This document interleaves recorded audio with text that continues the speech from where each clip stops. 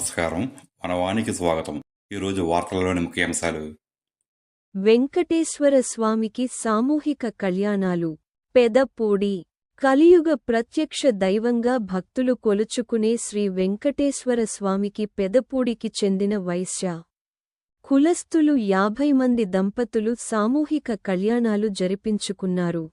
శ్రీ అలివేలు మంగ పద్మావతి సమేత శ్రీ వెంకటేశ్వర స్వామికి ఏకాదశి పర్వదినమున సామూహిక కళ్యాణాలు జరగడం ఇదే ప్రథమం.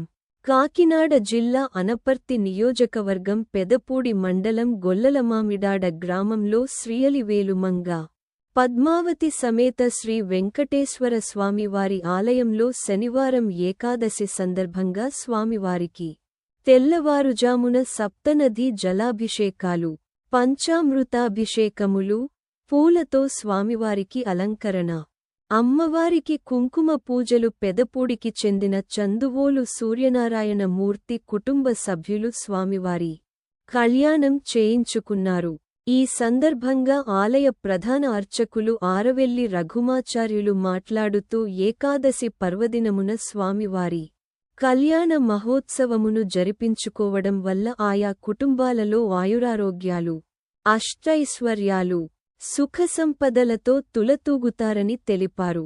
ఆలయ వంశపారంపర్య ధర్మకర్త నల్లమిల్లి పద్మనాభ సత్యనారాయణ రెడ్డి మాట్లాడుతూ గొల్లల మామిడాడ గ్రామంలోని సూర్యనారాయణపురంలో గుమ్మడికాయలో వెలసిన శ్రీ అలివేలుమంగ పద్మావతి సమేత శ్రీ వెంకటేశ్వర స్వామి దేవస్థానంలో కళ్యాణంలో ఆచరించడం వల్ల సకల శుభాలు కలుగుతాయని అన్నారు.